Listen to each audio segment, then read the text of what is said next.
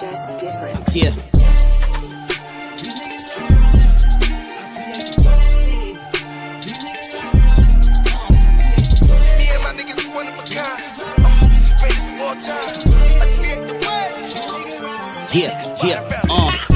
Fuck it, I'm stuck in my ways. Paper is all we about, nigga. All that beefing for the lame dudes. They just be running their mouth, nigga. Had me call a Brook and Rumble. Had them grimy niggas run up in your house, nigga. Cannon all up in your mouth. Ugh. Rick James on your couch. Whoa. Cheddar bang with the cloud. Oh, Barry Blue with the account. Oh, only losers talking down, but looking up to me when I come around. That's why I got the crown. These dudes ain't ill rapping, they frail, nigga. That shit I can't feel like in the skill. I'm sleeping on rappers like Bill after the pill, yeah. Fuck is on your mind, boy. Came back to put you niggas back in line, boy. Get a good looking niggas on your side, boy. Oh, bitch, niggas, whole click a bunch of tomboys. God, Staten Island, yeah, it's mine, boy. I ain't trying, I just do it on the side, spit a guy. How y'all in the booth all day and still playing catch up? You ain't even got a job. Defeat these niggas in my leisure. Beastin', rest in peace when I'm on that feature. Beastin', he's rapping, immaculate, feed him. Niggas G'ing him if they saying they seeing him. See me and my niggas one of a kind. Probably why everybody be so mad at us all the time. I ain't aiming at nothing, I'm just detonating the bomb. It's a brand new line since we messing with niggas' minds. Fuck around and have a Billy in a Pico. Just a rego for a grip. Leave a nigga stitch on the lead low. To me, you niggas is rooted of the loom. They keep it brief though. We on leave a nigga reformed. I ain't meek though. See all of my niggas riding in the streets though. None of us ain't doing Willie. Start up on you like a hilly. I'm up in the semi, no bluff. It'll lift a nigga up. Try to tell the niggas that I be the one with the wave. Got a little shorty with the pose. In the stage, all my niggas black and with the white. A bunch of renegades. You ain't with the action on my life. You niggas just a rage. You ain't gotta act them with the shits, nigga. Messing with the flow, cause about how I flip, nigga. Stepping up the medication, get a dish, nigga. Barry with the batches, hit me when you need a hit, nigga. Known fact, I'ma knock it out the park. CBS is lighting up the dark, you don't wanna see the spark. Pop a nigga, let us see the twirl. You can have the Allen, nigga, I'ma need the word. Known fact, I'ma knock it out the park. CBS is lighting up the dark, you don't wanna see the spark. Still gon' do it, give a fuck about who do it first. You can have the Allen, I'ma need the universe. I create the wave. These niggas riding around it. I create the wave. These niggas riding around it. I create the wave. These niggas riding around it. I create the wave. These niggas riding around it. Yeah. Fuck it, I'm stuck in my ways. Paper is all we about, nigga. Boom, shaka, laka. You already know the vibes. Who run? Yeah. We in the building. We here, man. What's poppin'? I'm back. You heard? Yeah. I'm back. Yeah. Shout out to Jay Fluky, man. Last birthday was, I know last week was his birthday. You know what I'm saying? Yeah. You know what I'm saying? You know, I'll shout at the song out, and you know. Yeah, we was I know out that's celebrating. probably. I figured y'all was partying and shit. You know what I'm saying? But me and Kev last week, that shit was a fire show. Yeah, So shout out to my Kev. guy Kev. He in the comments. Shout out to JJ Jackson, Team Nixon Issues in the building as always. You feel me? Yeah, Kev held it down, man. Shout out to Kev. Yeah. You know. But again, I know you want to tell your side of the story about the rain game. So, you know, let's not hold back, man. Let's get straight to it. You know what I'm saying? Like, I don't duck no smoke. I'm off season breezy. I got nothing to be happy about, you know. So let's get it, man. Let's get it, man. Let's get straight to Barry it. in the comments. Yes. Listen, man. I'm just tired of hearing excuses from you. So whenever you're ready to do it again, you feel me? Nobody was playing at full speed. You feel me? Slippery out there. You feel me? So I didn't even get into my bag really. Like I drove to the lane maybe like 2 to 3 times that whole game. You feel me? I hit both you and Ty West with a spin around hook shot 2 times on both of y'all.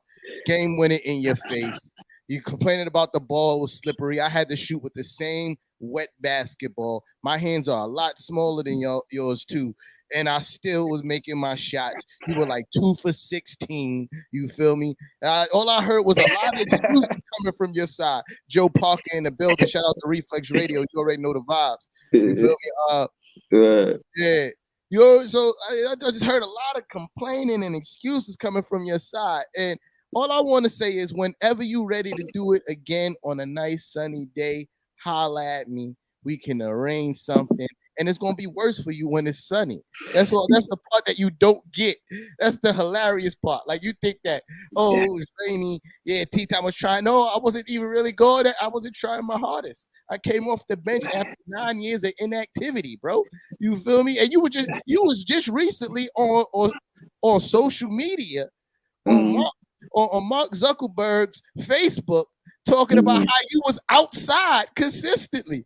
And you show up and you balled out like that, regardless of the rain. You was supposed to be the one outside. Yeah. I know. And again, like I said, it was practice for me. You know what I'm saying? I was just taking all jumpers. And you speak of driving to the lane. I didn't go to the lane at all for cautiously, that was all cautious. So I took all jumpers. And I only say that to say that after the game, I seen Kevin, y'all were doing little things like small guy, and Kev was doing stuff like this, and it just made me imagine, like, I didn't even get a chance to throw nobody in the post, like really back you down, like get the ball in the post. Like Ty West was getting the ball in the post, and then what I mean. Shout out to Ty West, but he was throwing my name under the bus. So I feel like, yo, you know what? Honestly, I ain't gonna let that slide. I can't let that go. Now I'm saying, next time me and Ty West at the park, before we play Knicks fans, me and Ty West gotta have 1-versus-1, man. It gotta be a 1-on-1. I can't let that slide, because at the end of the day, I was joking at the end of the game, and I was just like, ha ha he, but I had your back, Ty West. You know what I mean? I'll never let nobody say nothing slick about your basketball game. And what do I see? I see Cat go live on my page, and you on the page saying that the reason why you lost is because I was your teammate. The pain that I went through by myself. You ain't even calling, checking with me. You ain't even call me on a private chat and say, yo, big fan Precy, yo, I ain't mean it like that. You know what I'm saying? Nothing like that. I seen you taking pictures with a Knicks fan after the game, smiling. You thought I talked about that, and I still ain't put you in no, I'm saying, weird situation. Like, come on, bro. You do me like that. Yo, the Nets fans got any problems because we lost this season. There's a lot going on. Like, we swept the Knicks, but that got nothing to do with how the Nets fans is dealing with the pain of getting swept in the playoffs. It's chaos right now. Real quick. So y'all gotta hit that like button for your guys, man. Real talk. Like, y'all gotta hit the like button for your guys. But man, listen, I didn't know hitting that game winner in your face and calling it was gonna break up a friendship. I wouldn't have done it. If I knew it was gonna break up a friendship, I wouldn't have hit that game winner in your face and called it. I wouldn't have. Listen, man, and that's the thing. And Ty West was talking spicy. He was like, because of Breezy. I was thinking, like, yo, how many points was really scored on me? You know what I mean? And then, you know what I mean? Like, I had to go back to the tapes. And then one thing I did see was interesting is that we called game 11 when the score was already 6-1. So it was just like, all right. I knew I was going to die. I wasn't going to make it. I ain't going to hold you. I wasn't going to make it 16. I wasn't going to make it 16. My lungs was not going to stand up to a game of 16. And I said it. Right there on camera. I said, yo, I'm not going to make it to 16. No way in the world I'm going to make it to 16. I ain't played basketball in 9 years, bro. Playing the 16 was a lofty goal for me. Like, when I was saying 16 in the back of my mind, I was like, that's kind of crazy. That's kind of crazy. I thought the whole day was crazy for me. You know what I'm saying? Like, I was like, yo, because we played, and it was what it was, how rainy it was. But when I say the whole day, like, I woke up, it was like a movie. When I woke up, it was like lightning and thunderstorms. I was like, there's no way they're going to play basketball today. Like it's not today. Like, I know they're going to call it off. But it wasn't like thunderstorms in Brooklyn. That's the thing. It was raining, but it was like, oh, it's raining. It's not raining hard. Like, y'all Jersey, you was probably getting yeah. So in Jersey, it was like that. So, but like, I always like, we can play. Yeah. I was like, oh, all right, it's like that. So, I only said all that to say, the whole day was crazy for me, and I did injure myself. And just to revisit the conversation real quick, not to be long-winded with it, my back, you know what I'm saying, it was like I was out of commission. I never been in a disabled situation where my closest, my family, my loved ones had to help me from on my day-to-day stuff that I don't need help with on a regular basis. You know what I'm saying? And bro, I was out of commission, and I'm only saying that to say, to Ben Simmons, and if they saying his back was hurt, and then they follow up with him having a successful surgery. I'm not saying I think it's some truth to his back injury. You know what I'm saying? And I don't know how long he had that back injury, but I know to complain about it and then say it's needed for it to be you need a successful surgery to go forward with your basketball career. I believe it. I say that, and besides that, yeah, I still want to see him put on a jersey and play some basketball. But again, like it's in a disarray right now. You know what I'm saying? I'm not here to debate whether what's the validity of his back injury. He had a surgery. Who am I to say anything different? But I will say that 2 months he was a net for 2 months and still didn't play before it was reported that he had back issues. Mm-hmm. He was signed February 10th. April 22nd, I think, is when they reported that he had the back injury. 2 months he still didn't play basketball, bro. Like, there's no excuse for that stint. You feel me? It's not that much ramping up in the world. The only way you can ramp up is getting on the court. Because remember, Kyrie Irving didn't play since last postseason. He missed half of the season and then was able to come back part-time. There was no ramping up for Kyrie. Kyrie got right on the court. So that's the problem that I have with Ben Simmons. It was a whole 2 months that he was a Brooklyn net, that he did not play basketball. You feel me? Before the back injury. Now, I'm not here to argue the validity of his back injury. Whatever. Who cares? But 2 months of sitting on the bench, one of the flyest guys in town, with no back injury, perfectly healthy. You feel me? So it still raises a question to me, back injury or not, what's his intent to play basketball? How? Because I got something to prove now. You feel me? Like, oh, they just got me off this team. I'm on a new team with new teammates. I'm trying to ball out to prove the fact that I wasn't the problem. You feel me? They made me the scapegoat in Philly. Now I'm in Brooklyn, and I want to prove that I don't know any competitor that doesn't want to get on the court and prove all the skeptics wrong. You feel me? Back injury or not, he had 2 months to ball out, and he did. Nah, I feel like, and again, to be honest with you, the only thing good about the Brooklyn Nets is the press conference we had the other day with Sean Marks. And I say specifically Sean Marks because that's the part that I seen. He was the one doing all the talking. I really didn't see Steve Nash do no talking, answer no questions. But I will tell you that Sean Marks did set the tone, and he was speaking to everybody, including himself. He took the loss on the chin, said it was a disappointing season. We disappointed the fans, as in the Brooklyn Nets. As a ball club, as a team, to the fans. He was honest about that, and he protected Steve Nash and hit him with the smooth hemi hiya real quick. Like, you know what I'm saying? The things that he was saying, you could tell it was directed towards Nash, and I think that it was nicely done. It was done poetically, and it showed that Sean Marks is protecting Steve Nash in the coaching position, but at the same time criticizing what he could do better.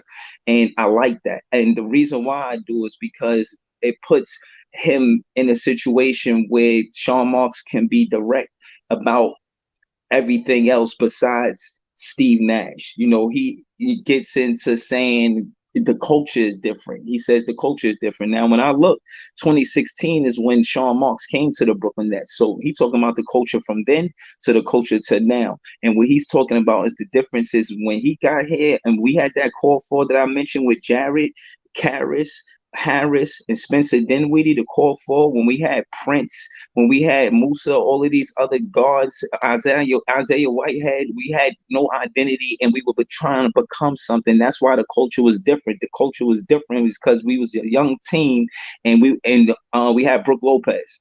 And we was just trying to when Sean Marks first got here, I think. You know what I'm saying? But when Sean Marks first got here, that core of more of the team was a young team trying to find their identity. Now it's more of a tried and true with a Kyrie and KD calling the shots, like everybody say.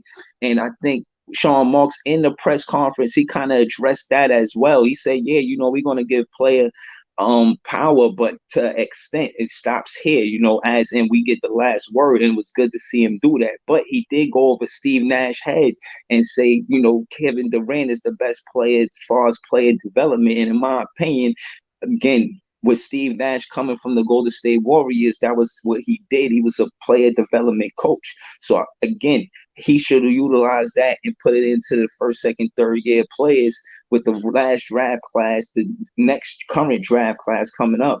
And again, free throws for Claxton, for example. You know what I'm saying? Again, and I think what Sean Marks is trying to do is going into a direction where we're building a culture where it's around the young core, because when you look around the league and see who's winning, that's what the winning ball clubs are doing. And respectfully, we went in there with a lot of veterans this season, but we didn't even use them like that. You know what I mean? I think we overutilized James Johnson.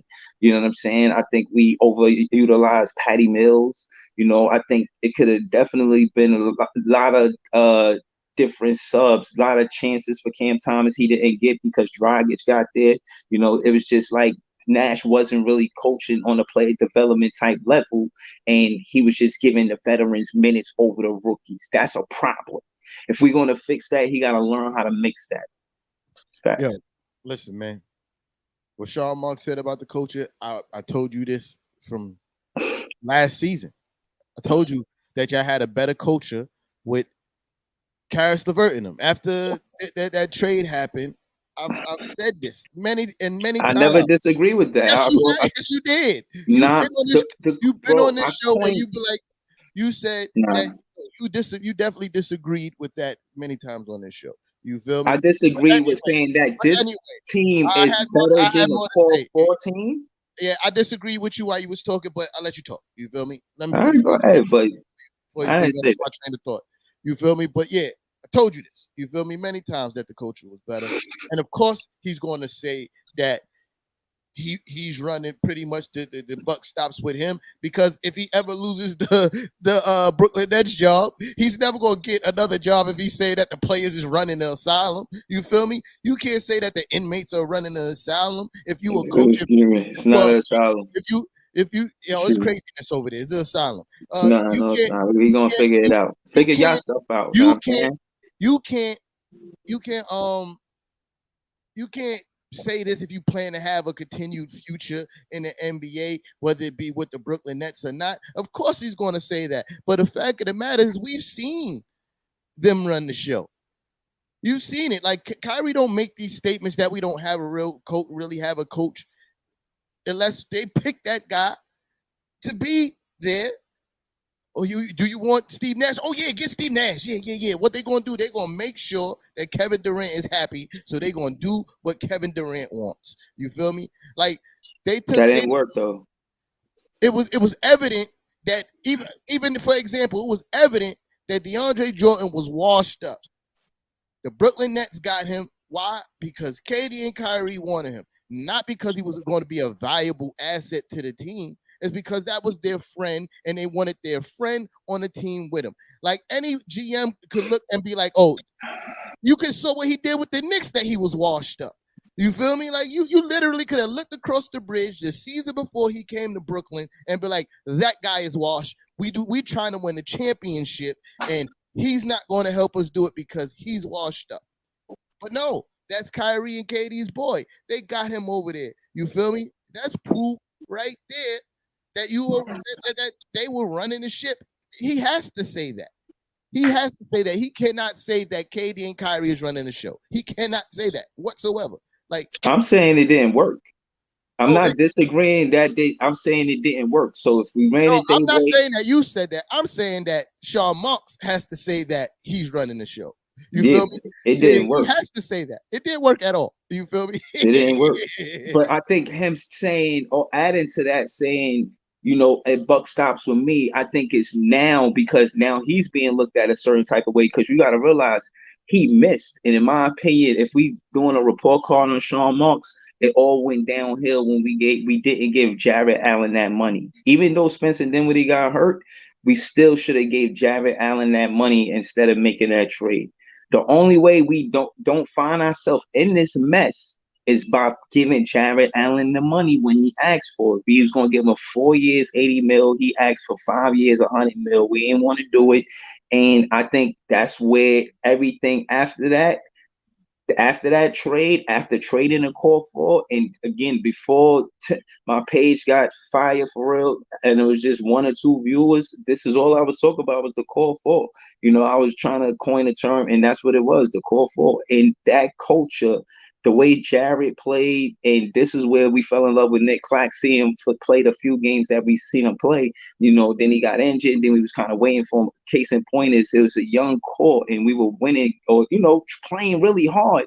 And like I ain't gonna lie, we would lose games, but you know what I'm saying? Just the fight in the team. That was the culture that Sean Marks is talking about. You know what I mean? And then you deal with veterans. There's a lot of things that's proven. You got a LaMarcus Aldridge who he scored 20,000 points, and Blake Griffin with his career, and all of these players who've done so much with their career.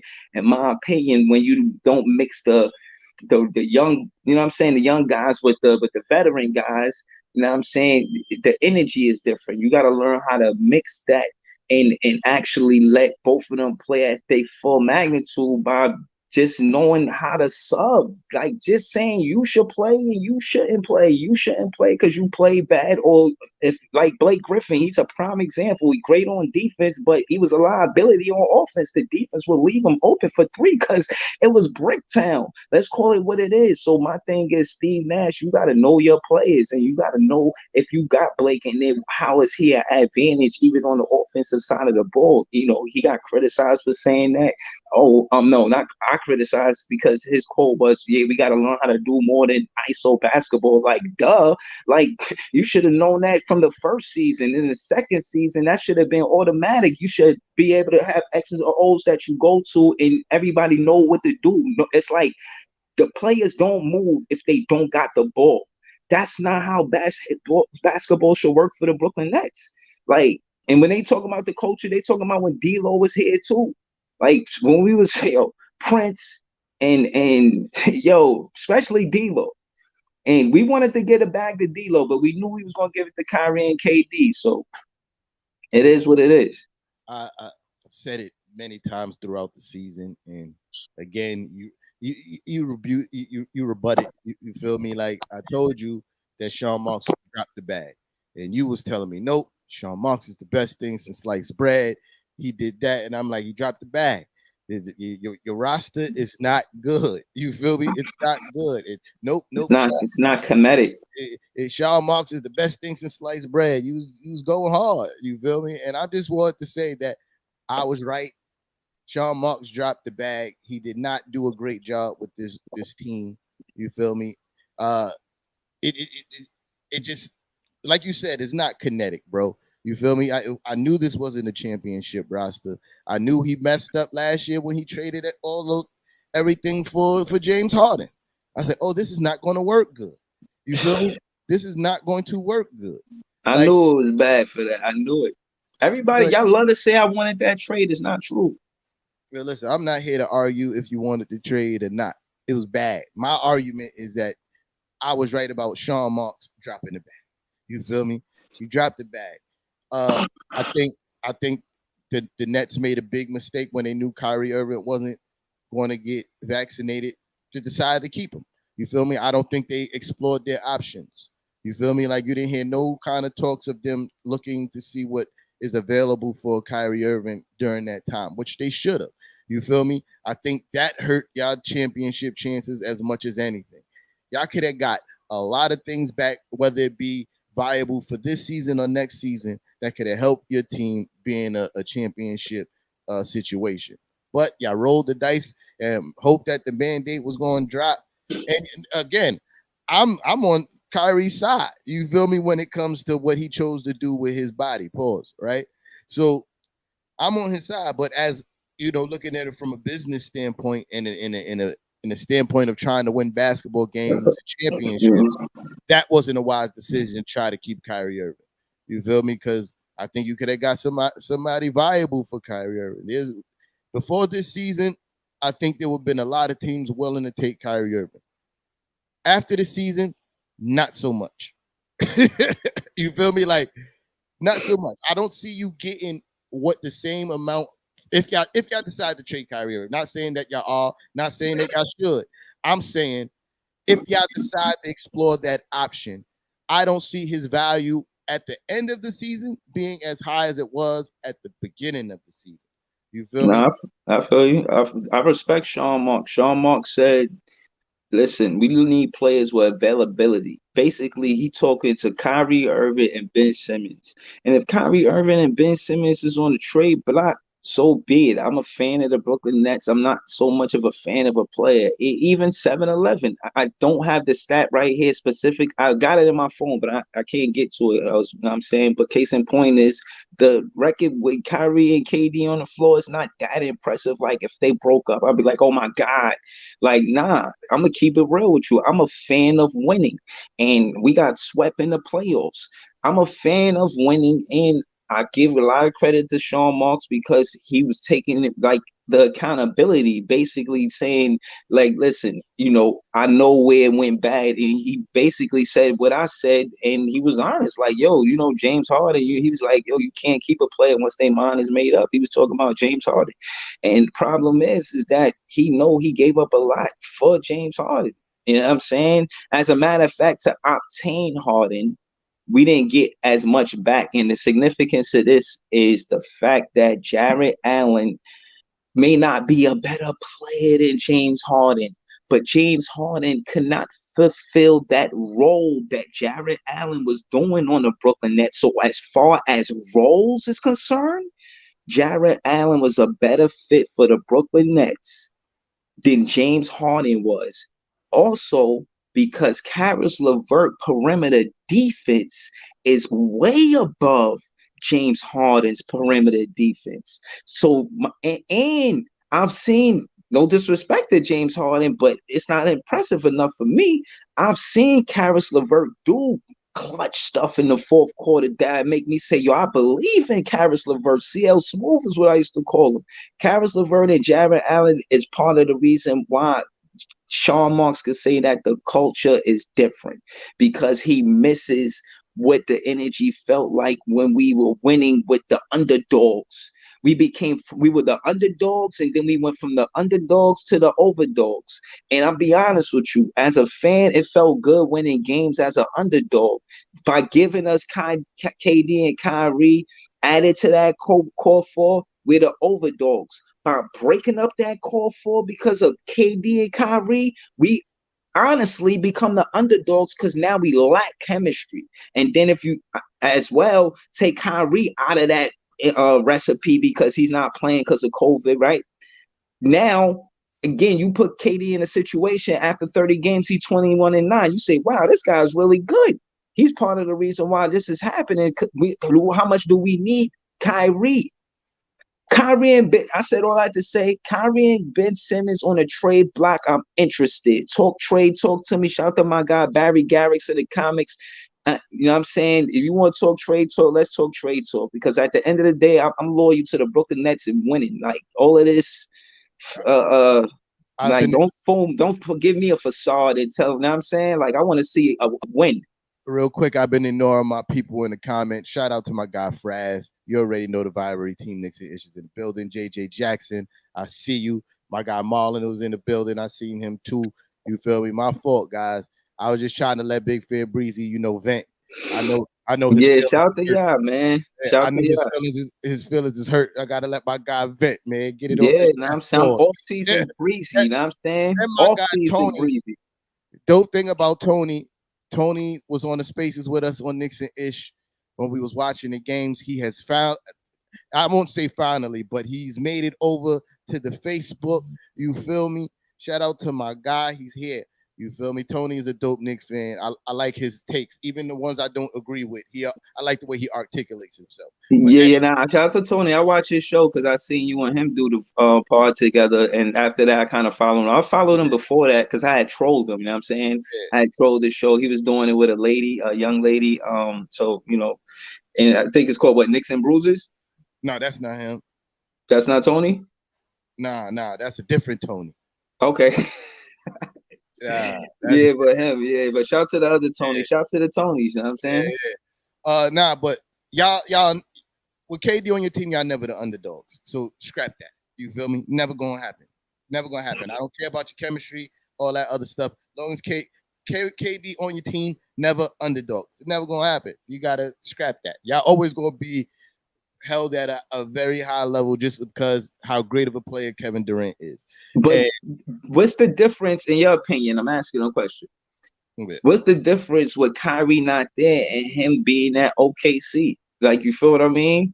Like, these players aren't a bunch of role players. Like, the difference, I liken the Brooklyn Nets to what KD was doing in OKC before he went to Golden State Warriors to an extent. You know what I'm saying? Because, we're not much better as far as chemistry after we lost the Call Ford. We got good players, but when he was in OKC, they weren't considered underdogs. You feel me? Like, they weren't. Like, once KD started to enter his prime and Westbrook started to enter his prime, like, they weren't considered underdogs. They was considered contenders. They had the former champions down 3-1 in the series. That they weren't underdogs. You feel me? Like, they were considered contenders. So there's really no difference. You feel me? Because role player for role player. KD is just that player. Hold on. KD is just that kind of a player. Like even LeBron, as bad as the season that the Lakers were having, no part of the season they were ever considered underdog. I think everybody almost kind of was waiting for them to turn it on. Like, okay, at some point this season, they're going to turn it on and they're going to make a run at it. And I'm just saying, I compared the two because with a player like LeBron and KD, you're never going to be an underdog. That team is a win now team because of those players.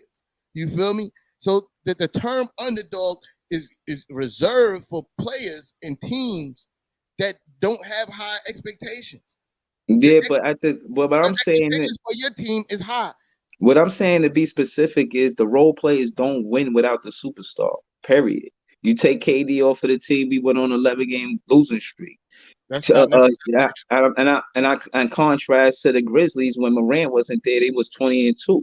So that's my point, as far as being the underdogs. Like, if their superstar not there, y'all not the same winning team. Like, there's no winning formula because the coach has a winning formula. Like, yo, you do these plays during the game, this is guaranteed 2 points. This is a bucket.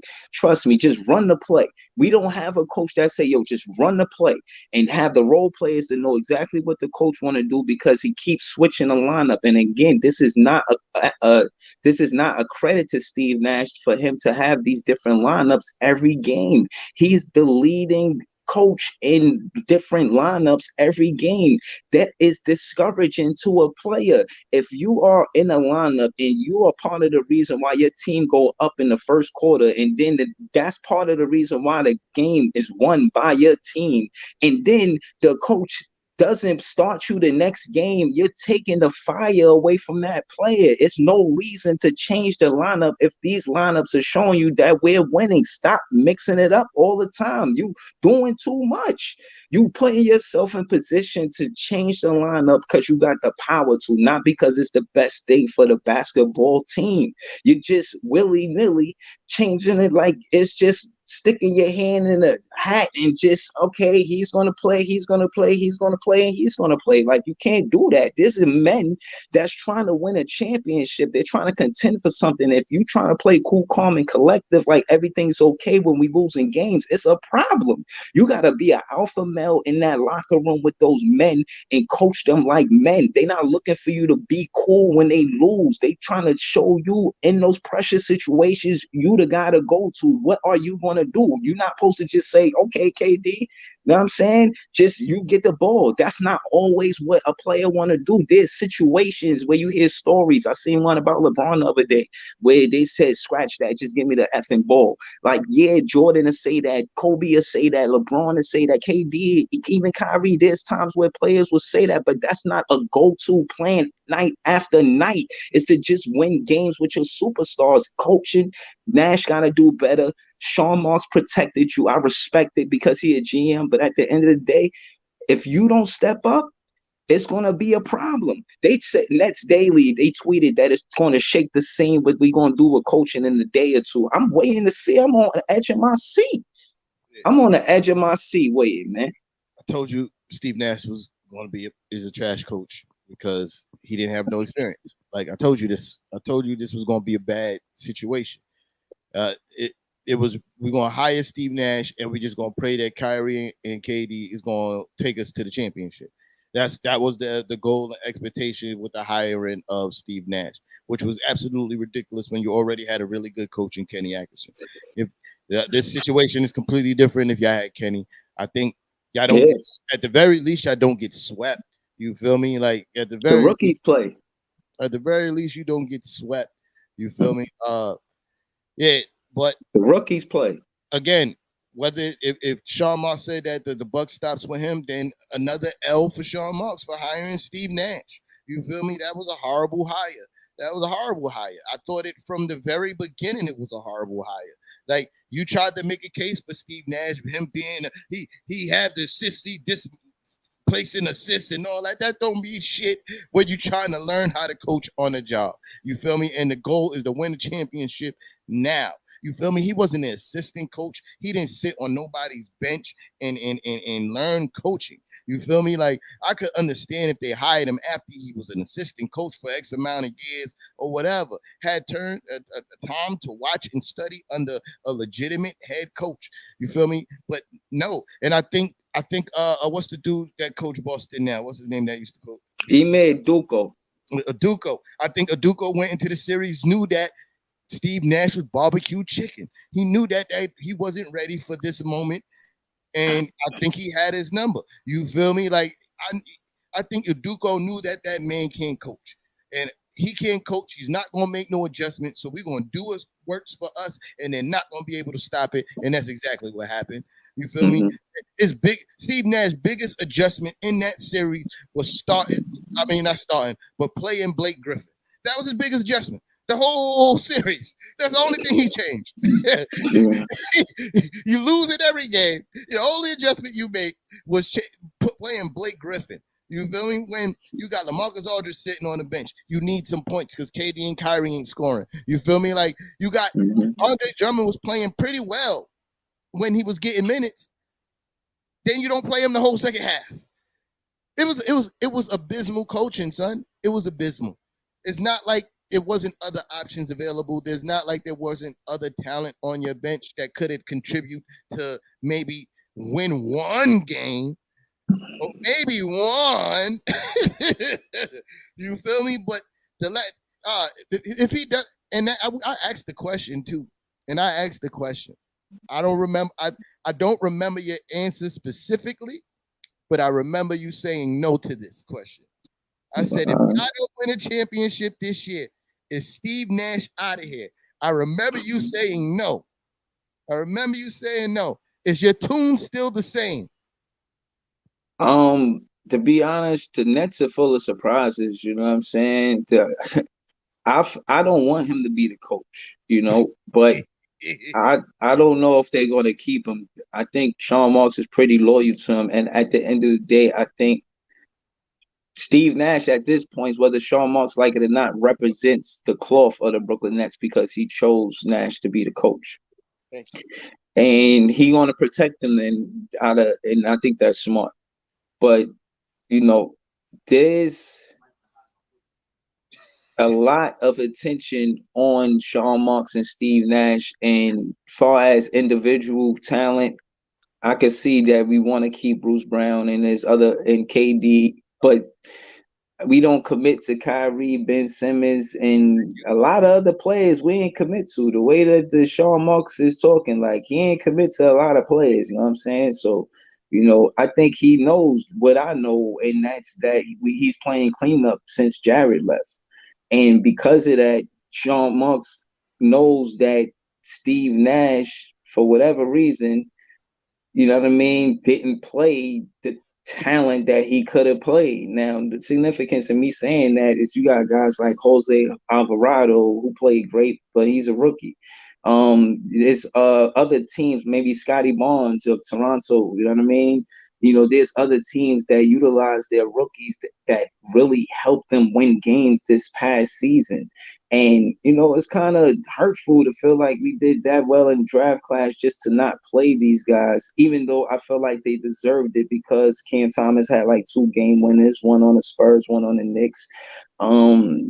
DDJ scored 16 points in the fourth quarter. Day'Ron Sharpe went up against some tough competition with Vucevic and Steve Adams. You know what I'm saying? Like, yo, listen, man, that was the Chicago game. And then I forget who Steve Adams played, but, you know, Day'Ron Sharpe did well. And, you know, I think that's part of the reason why we might not fight for Clax because we got Day'Ron Sharpe. But I said that to say, you know, as a coach, especially knowing, and this is why you say, yo, that don't mean shit because he ain't have no assistant coach experience. And I agree, you know what I mean? But he's not the only one when I did the homework, but not to lose my train of thought. The player development thing, I thought he would work with the rookies for that very reason. And him being the fourth assist leader, I thought that would contribute to ball rotation and not ISO basketball. That's the significance of me saying that. You feel what I'm saying? But, you know, there are other coaches that didn't have how you say assistant coach experience, and like Doc Rivers, you know what I'm saying, like Steve Kerr, and they had success, you know, but not Steve Nash. You know what I mean? Right. So listen. It's 2 things I want to talk about real quick, and I had a question. But as far as the Steve Kerr thing go, that team was already built to be a championship. Shout out to Mark Jackson. You feel me?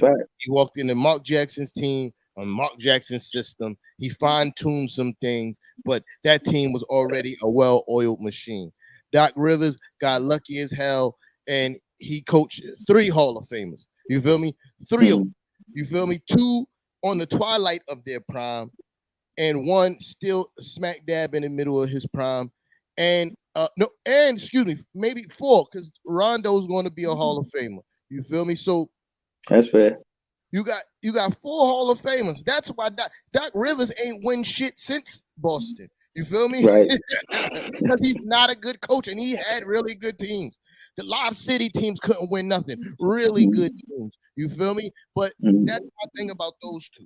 About Doc Rivers and Steve Kerr and why they were successful. But as far as Steve Nash, you talk about ball rotation because his assists. Have you watched Steve Nash play? It wasn't because he was moving the ball like that. Steve Nash was technically an ISO basketball player. He run around the court with the ball for most of the shot clock. And then finally, after the defense breakdown, after he ran around in circles 5 times, he'll kick the ball out to somebody for an open shot because somebody's trying to double team him. Amazing basketball. Hero basketball. That doesn't necessarily make you a great passer because Russell Westbrook has very high assist totals, but he's not noted as a great playmaker because a lot of the times he get those assists is when he's cooking, so teams are starting to double team him, and now he's passing the ball when he's ball dominant. Like assists don't necessarily mean that you're a great passer because if you look at sometimes Chris Paul, great passer, he doesn't have high assist numbers all the time, but his passing usually sets up a lot of the offense. You feel me? Like, so assist is like it's a double-edged sword. Sometimes you can, judge how good of a player is as far as, moving the ball and how well the offense is moving during assists.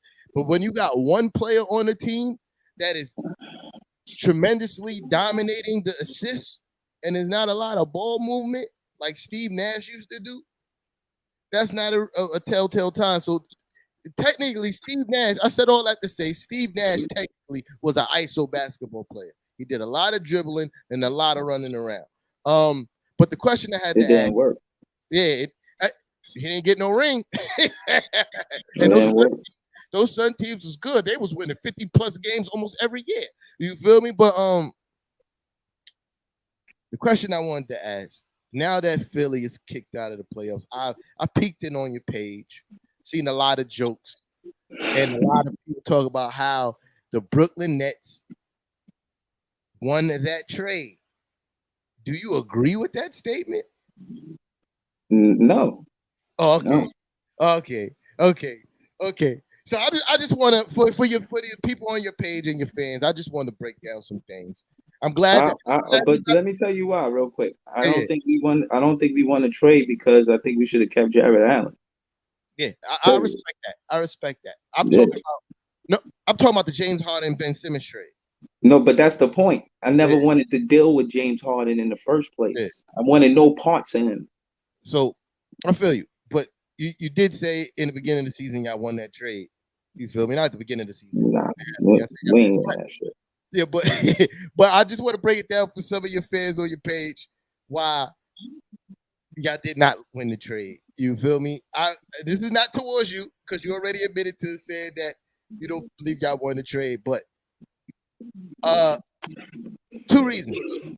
The star for star trade, and y'all had star for star trade Ben Simmons, James Harden, and then you had the extras, which was Steph and Drummond, and the draft picks. Those are extras in the trade, right? Star for star trade, Ben Simmons hasn't played a game all season. Back injury, I'm not even going to debate whether that's valid or not. He still had 2 months. He was a net without back injury. He didn't play, right? Even though James Harden is a shadow of himself, right? Even though James Harden is a shadow of himself, he still averaged 21 points as a 76er. 21 points, 11 assists, and I think like 8 rebounds in a season, right? And those are really good numbers. And we talk about a guy who's fallen all the way off. In the playoffs, I think he averaged like 19, 8, and 5. Whatever. You add Drummond and Seth Curry's point stats together, it don't equal that. It don't equal that. You feel me? That's because of Nash. But continue. Yeah, listen, I'm not even gonna argue that. Whoever need to take the blame for it, not my business. You feel me? But the fact of the matter is, James Harden contributed more to winning for the 76ers than all the pieces you got contributed winning for the Nets this season. And this is a fact.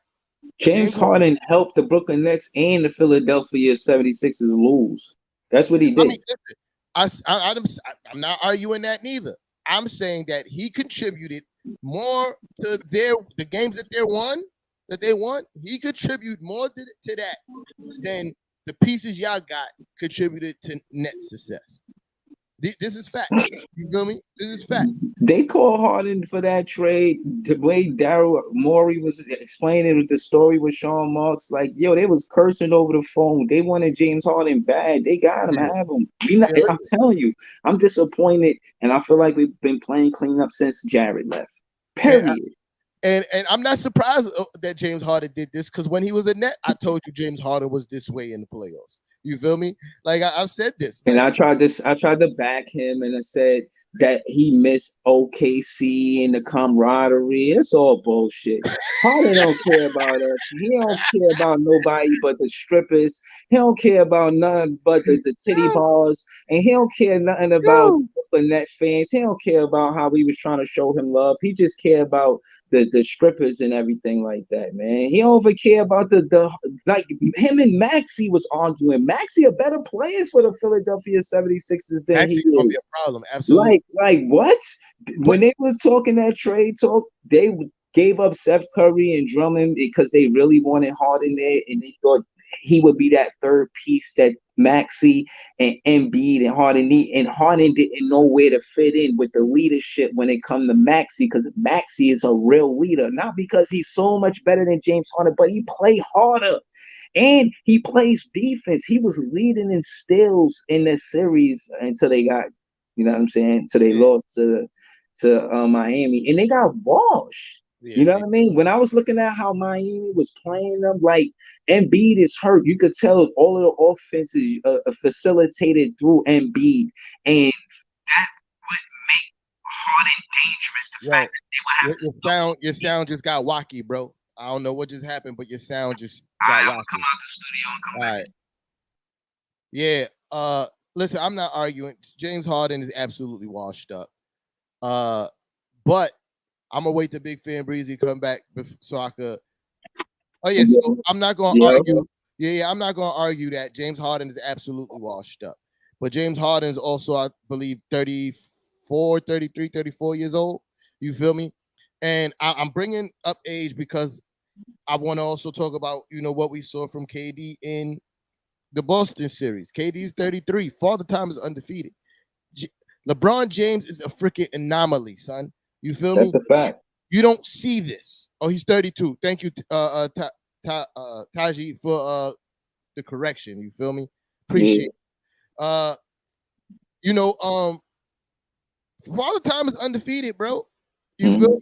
So I think no discredit to what Boston did defensively. I think it's a mixture of the two. I think it's a mixture of that. KD is 30. He's going to be 34 next season when the season starts. You feel me?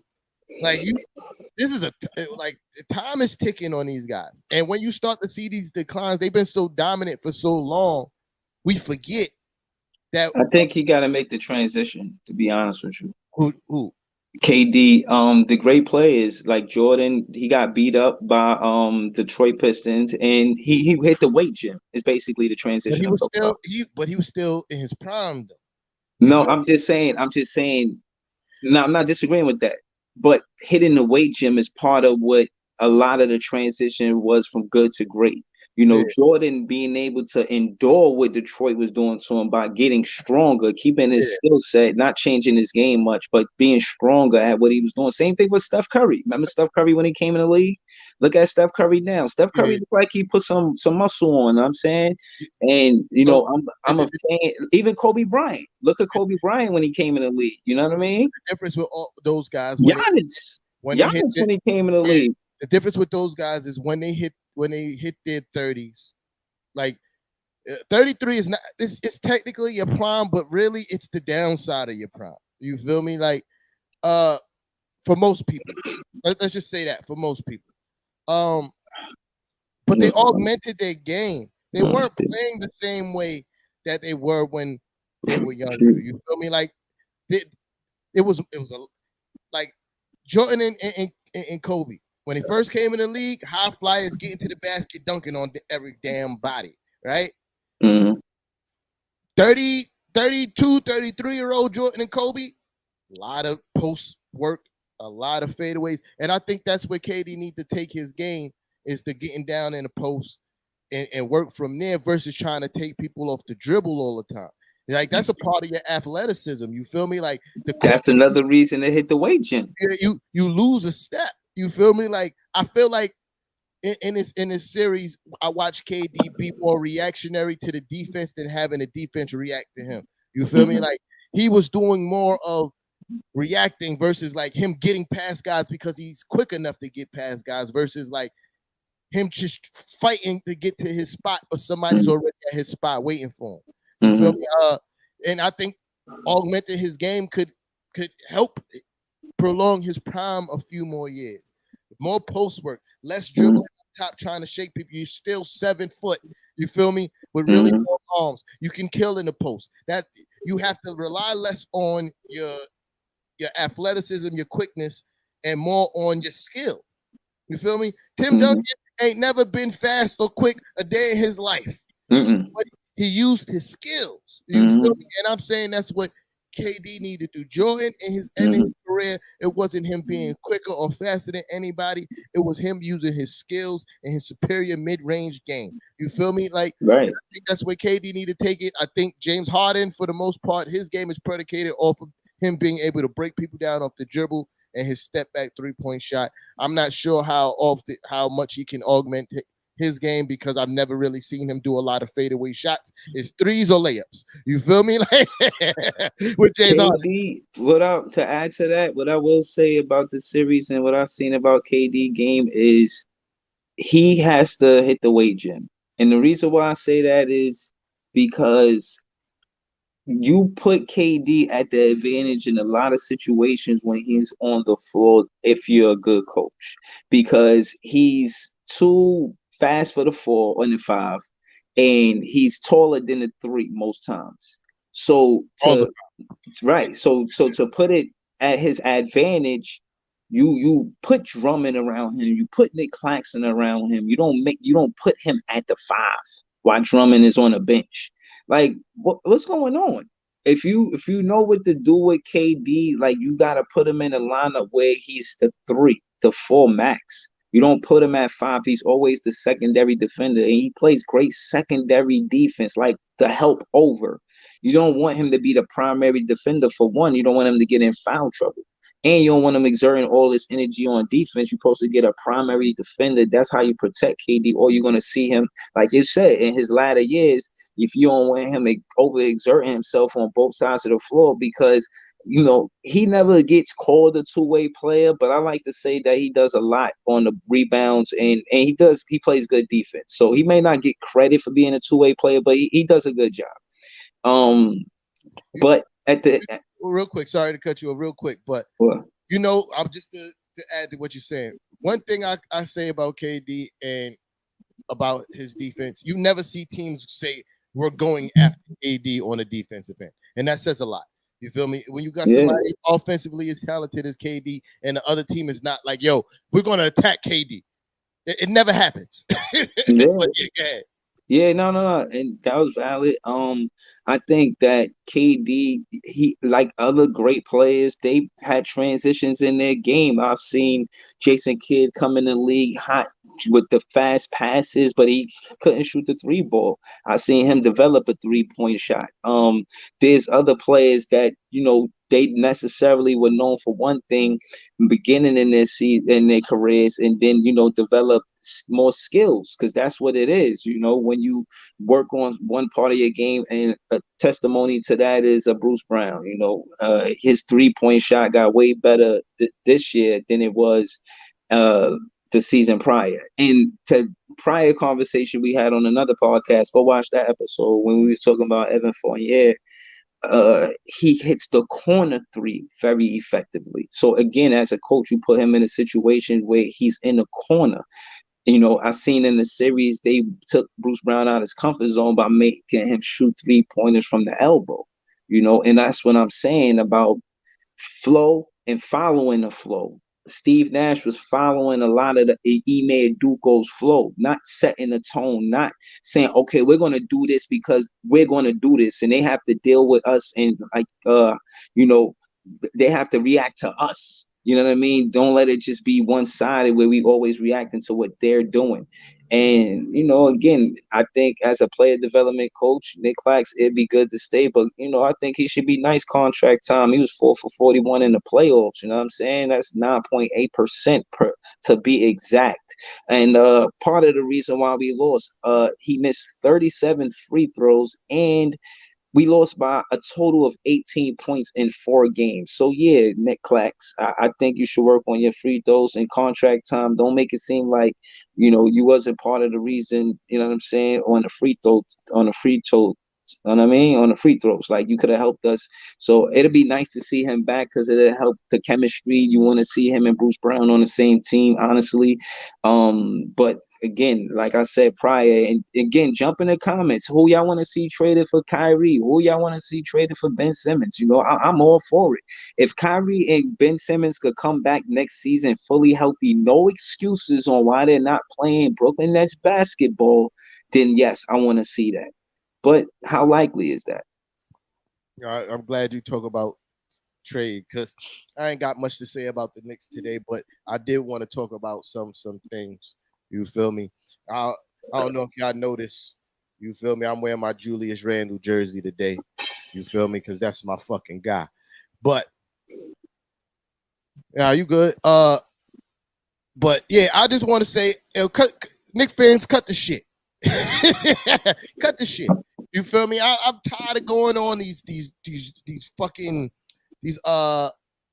I'm tired of going on these damn Nick groups and seeing all these outrageous and I was about to say the R word, and that's not politically correct. And these stupid trades, you feel me? Bruh, I'm tired of every time there's a disgruntled superstar somewhere. Y'all always, he want to come to the Knicks. That's not true. That's not true. Not everybody wants to come here, bro. Y'all got to chill. Because they talking about Mitchell from Donovan Mitchell Oh, he from New York. Oh, he disgruntled in Utah. He want to come to the Knicks. That who says who? He didn't say it. Every year, every single year. I promise you, I've been a Knicks fan for quite some time, over 20 years. Every year there's a big name disgruntled star. It's the same narrative. Oh, he want to come to the Knicks. Oh, the Knicks gonna get him. Oh, this and that and the other. And how often does it happen? No times.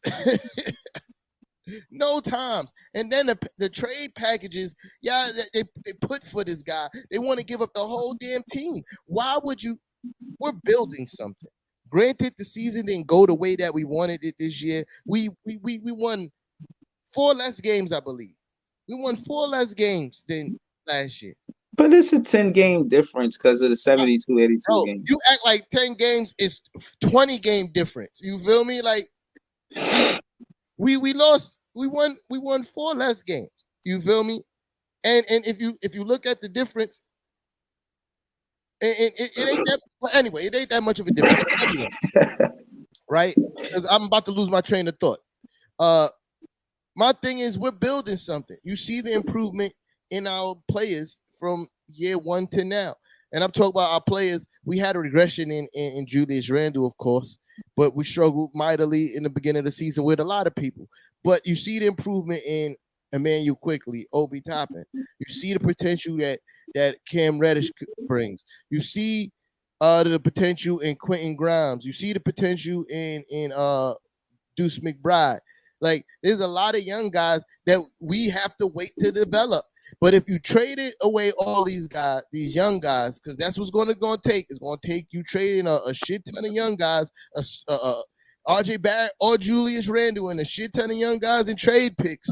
You feel me? I mean, and picks to be traded for you to bring one of these superstars that's supposedly disgruntled. And what that does, that put us right back at square fucking one. You feel me? You might be on a team with 2 star players and no supporting cast. And what does that take you? Nowhere. You know why I know? Because I've seen it done before. You know where I've seen it done before? I've seen it done with the Knicks.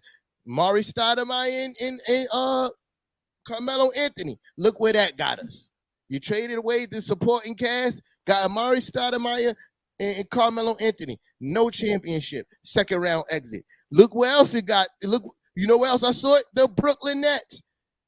Traded away their supporting cast. Look where it got them. The highest they've been was a 2nd round exit. You feel me? It does not work that way. If you look at most of the teams that's in the playoffs, deep in the playoffs now, their team's been built homegrown. Mm-hmm. Suns, outside of Chris Paul, homegrown. Warriors, homegrown. You feel me? Bucks, homegrown. Miami, outside of Jimmy Butler, homegrown. This is my thing. If you're going to get a superstar, you get a superstar via free agency. You don't go and break up the team to get a superstar. That's dumb. Yep, thank you, Kev. Grizzlies. That's dumb. It does not work. It's very rare that it works. The only time you can see that it worked, Miami, Boston, Celtics, because they did trade for. Nope, one of them signed. They traded for. But Miami had the same coach, I believe. Yeah. No, Spoelstra came in as head coach when the Big Three was formed. Oh, he was the new coach when from Pat Riley to Spoelstra? Yeah. But they story different though. I can't Spoelstra climbed the ranks. Like how he became a coach is different from how. And I believe he was assistant coach before he became a head coach. But he was a film guy. Like he was doing. Imagine what kind of. That's what I was saying about utilizing what you know before you became a head coach to your coaching. What you know. You know what I mean? And I think. He used like watching film, like when he was with his players watching film. As a vlogger, bro, I've watched and got way more respect for coaches and what they do. You know, watching the playoffs without the Brooklyn Nets in it. You know what I'm saying? You see how Mark Jackson speaks on adjustments that coaches make. You know, one of the Celtics, Ime Udoka, one of the adjustments he made going to the team that was different from Brad Stevens was taking Marcus Smart from the 2 guard and making him the point guard. You see, they got Dennis Schroeder up out of there. Case in point is that shit, he was defensive player of the year because of that one adjustment. And in Brad Stevens' defense, he did have a trial period with Marcus Smart at point. Marcus Smart just wasn't ready for that role. It didn't work. But again, like, it's just Marcus to add to the it was heavy turnovers from Marcus Smart. That's why they changed him back to the 2. But I just didn't defense of Brad Stevens. He did try. You feel me? I think Marcus Smart is just more mature as a player and understands the game a lot better now. So that's why it works. But to my point was, you know, it rarely works in situations where you trade the farm to bring in a superstar and it works out for you long term. You feel me? I think with the Knicks, no matter if Knicks fans want to believe it or not, we're in a really good place. We have a lot of young talent that's showing a lot of promise. We may not be able to keep everybody, but this is how you build a team. You adjust and assess which talent works best with each other, and you build around that. Listen, if we're going to get a superstar, it has to be homegrown or free agency. You don't trade for it. Doesn't work. It does not work. Like, we want to win a championship, yeah. That's not how you do it, bro. Unless you're doing a one-on-one swap like how Toronto did for Kawhi Leonard. Sean Mark spoke to that too. He said that was a one-on-one swap. It worked because it didn't change their culture. You feel me? Like, it didn't change their culture. That's when it works. So unless you're gonna get a superstar back, and you know I'm against trading my guy Julius. You feel me? I think he had a bad year. I think he's coming back next year, ready, and is gonna have a great year. You feel me? But unless if I don't want to trade Julius, but unless you trading Julius star for star, it's clipped. You feel me? Unless you trade him, I don't want to trade RJ Barrett. Last week. Unless you traded RJ Barrett star for star, it's clipped. You feel me? It's quiet. You don't break down a whole team to bring in a Donovan Mitchell, or you know they still talk about Zion. No, it's not happening. You feel me? Get over it. It's not happening. Pretty much, aside from probably a few minor adjustments, it's going to be pretty much the same Knicks team that you saw this year, last year. You feel me? So buckle up, guys. No, right. I was just saying last week, Kevs, he's singing the same song in a nutshell, like just run it back. You know, see the Knicks running back, and I hear you pretty much, you know, saying the same thing. And getting back to what Sean Mark said, he said the culture change, and that's what he's talking about. A bunch of young guys playing hungry, and not these veterans who had a large part of their career, whether they win or lose, their perspective on winning and losing is different from a Cam Thomas just coming in the league, playing with one of his favorite players, KD, from a Day'Ron Sharpe. You want to impress Amari Stoudemire, that was part of the player development staff. You want to impress KD and every other player that you looked up to before you got there. You want to impress Patty Mills if you Kessler Edwards. You understand what I'm saying? And Nash went away from that. I thought this was the missing part of the ingredient inside of the recipe that we needed. It was to implement them, and it was the wild card that Nash needed to use that he did not use, and we lost because of it. And again, I only said that to say the teams that are winning, they're utilizing their rookies at their best potential. Alvarado, you can't tell me Alvarado ain't part of the reason why the New Orleans Pelicans play so well. You know, even in the playoffs, you know what I mean? They got like 2 wins on the Suns as well. You know what I'm saying? Like, and you know, I just think Nash is not coaching by just letting his vets get the minutes until they're tired. He has to mix it up. And I said all that to say, when Dinwiddie got nice, it was because Kenny Atkinson was finding out that we was watching. That's why I love being a fan of one team. So you get to actually see players get better. You know, I've watched Karis LeVert, Jared Allen, and Dinwiddie get better. You know, I'm watching Dallas and Phoenix now, and I'm like, yo, you know how they use Dinwiddie ain't the same way how we use Dinwiddie when he was with the Brooklyn Nets. I mean, obviously, you know what I'm saying, he not Luka, so you know Dinwiddie was getting the most shots, so I don't think he's gonna do that. But I think he'd been a closer two guy to Luka. It's like Luka one, and then Brunson could be two, or Dinwiddie could be two. It's not like a short two. And I'm saying that to say they still getting minutes. You know, Brunson, he's fairly young too, and he's getting a lot of minutes. And you got to give these guys a chance. I would hate the pardon my language. I would never want to see one of these draft picks get traded and then they shine somewhere else, and it just make us feel like we're going against the grain again. We got to build from the draft class. The difference is they're playing in a system. You feel me? I think you getting these young players playing well is because there's an actual system happening. Y'all don't have an actual system happening. We were. I seen KD do it when the rookies were getting minutes. We beat Philly with them, and Nash went away from it. Yeah. You know, that's the part that is beyond, like, how and why. Like, for the most part, he went away from it. Yeah, super ISO heavy, and like Alvarado is flourishing because there's a lot of ball movement and there's a lot of one-on-one play there too. Because Ingram is and McCollum, they do a lot of. But when those two ain't on the court, it's a lot of movement happening. You feel me? And I think that's where you start seeing Alvarado flourish. And him being, you know, the sneaky man, stealth man, 100,000. Sneaky stealth man, son. Yeah. They had him steal the ball from Kenny on ESPN the other day. You remember Mr. Deeds? There was a movie Adam Sandler. Yeah. The butler, and he keep on popping up out of nowhere. Oh yeah, Alvarado, right? Very sneaky, sir. Yeah, that's Alvarado's. Yeah. Sneaky, sir. Yeah, but they showed him doing that in college too. You know what I'm saying? And then he had tweeted after the series was over, "I'm gonna be Defensive Player of the Year one day." Like, I like him, and I'm only saying that to say he could tweet something like that because the coach seen something in him. Yeah, he's a rookie. Look, think of this. This is science. I'm saying he's a rookie coach, Willie Green. You give an opportunity to a rookie player, and look how well he plays. Nash, rookies, you see them, you're second year, you don't want to give them, I'm saying, an opportunity. Look at these rookies the same way you looked at Dragic when you played for Phoenix and you had, after you won the MVP.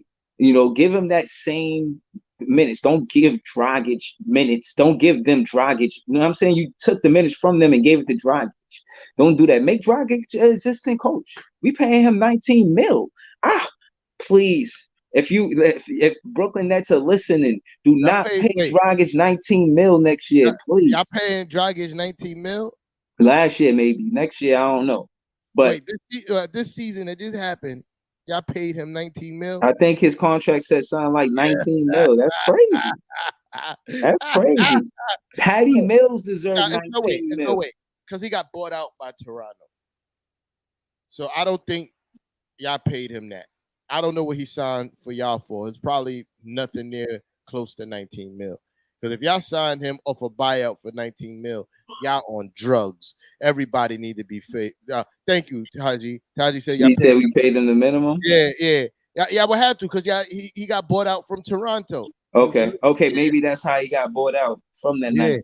Yeah, he got bought out from the $19 million. My point is that he didn't deserve the rookie minutes. I think Kessler, and I said that to say when Nash stopped playing the rookies in the lineup when we were winning, we had Day'Ron Sharpe and Kessler Edwards in the lineup winning games. And Cam Thomas, for the most part, came off of the bench, but he was very effective, was getting 20. And when he played 25 plus minutes, we were winning games. So I'm saying the rookies are tried and true. Like, they did their thing. Like, they do their thing. Like, play them. They showed you that they do their thing. Cam Thomas was co-MVP in the summer league. I only say that to make a point about Obi Toppin because I feel like he should have got more minutes as well. You know, I feel like what's his name? Tommy T. He fell from grace from Coach of the Year to the next season because he didn't play the young boys. And part of the reason why y'all ain't make the playoffs. Yeah, I do want to say something. You know, Before it slipped my mind,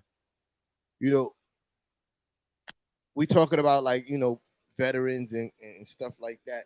I would love, absolutely love, for the Knicks to bring back Carmelo Anthony as a support role, as a mentor for Julius Randle. You feel me? I think Carmelo could teach Julius Randle how to handle being in the spotlight of New York, because no matter what nobody want to say about Carmelo Anthony, he handled his situation with the utmost grace, whether it be the media, whether it be the fans, whether it be the front office, absolutely shitting on him. You feel me? Like, he handled it with the utmost grace. If I was the Knicks organization, I would bring Carmelo Anthony home so he could retire a Knick. You feel me? I would absolutely love that. Of course, we're not going to give Carmelo Anthony fucking 20 minutes a game. You feel me? No way in the world we giving Carmelo Anthony 20 minutes a game.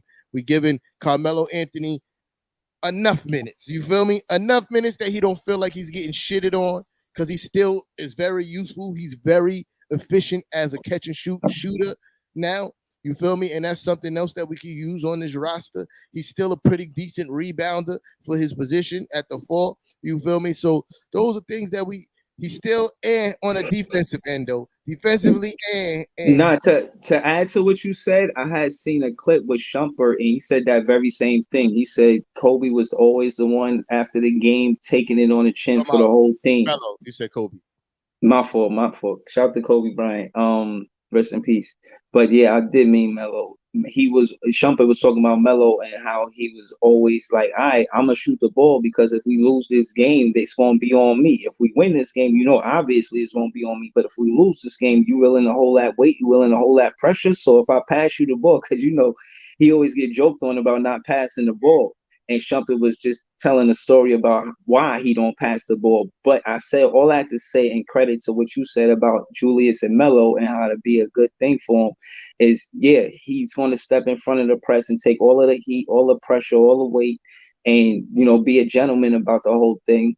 And, I guess that brings more focus to the ball club. Like, he knows how to deal with distractions. And to speak to that, Kyrie said that in an interview that he was part of the distraction. So hopefully he takes note and won't be part of the distraction and, focus on basketball. And the reason why I say this too is because the year that Julius Randle signed with the New York Knicks, that offseason he was working with Melo. There's footage of them putting in work together, him training with Melo. And I think that also did help Julius Randle's game a lot. A lot of the moves that he does in the low post, in the mid-range, are Melo's moves. You feel me? Like, so I think it'll be amazing, and it would behoove the New York Knicks to bring Melo here to mentor Julius Randle, because if Melo is chasing the ring, I don't think the Lakers is getting another championship. It's not going to happen. I think it's clipped. I think LeBron's championship reign is over. You feel me? That ship has sailed. Oh, there go Kev. Kev calling. Hold on 1 second, Kev. I got you. I think so. I think unless he's going to ring chase and go to another championship contending team, unless he's going to go to Milwaukee, unless he's going to go to the Suns, because I think they're going to contend again next year, unless he's going to go to Memphis, because I think Memphis is going to be dangerous if they keep their team together. Like, unless he's going to one of those teams that we know that's going to contend for a championship, come home, Melo. Retire, Nick. You feel me? And Melo came out and said that him winning the ring doesn't define his career. Like, he said he's at peace with if he never wins a ring. You feel me? And shout out to him, because he's had a great career. You feel me? Hall of Famer, first ballot, easily. You know what I mean? So I would not mind if Melo came home, retired at Nick, and mentored Julius Randle on how to be a leader. You feel me? And word. I got Kev on the line right now. All right. Good. Yo, bro, what's going on, y'all? You know the Knicks run the city. That's a fact. I don't know about that. I just want to bring it back to the whole game that we did. I keep hearing I keep hearing this whole the practice nonsense, right? Practice. But he keeps saying he wasn't giving it his all, but somebody was trying really hard for us not to win that game. So when I hear him say practice, I'm like, where was the practice at, bro? You was really trying to beat us. Yeah. But it's still, I practice at full speed. What do you mean? It's practice, bro. I practice at full speed. I'm just taking jumpers though. That's why it's practice. That's not my bag. My bag not to take jumpers the whole game. I know because your jump shot is broke. But I don't take jumpers the whole game. I mix it up. But I ain't want to go to the basket. It's all good. If I was you, I wouldn't take jumpers all game either because your jump shot broke, son. Listen, man, my jumper is good. Yeah, y'all see. Y'all gonna see. Yeah, I saw that. For somebody that was claiming he's outside all the time and calling me and you out without even us knowing where he's at, like, what happened, bro? Yo. Well, no, I do that because that's the culture. You know what I'm saying? I don't just be vlogging. I actually be at the basketball park. So I'll say this. That, hold on. Live on his lives and shooting back, like what? And then you lose to us? Not, listen, like I said, man, I did what I was supposed to do. You know what I mean? I was at the park showing love, talking about the podcast and vlogging at the park, and it was enough for y'all to come out and play basketball. So I did my part, you know what I'm saying? But I'm glad y'all had a fun practice, you know what I'm saying? Because that's what it was. You know, you keep using this word game.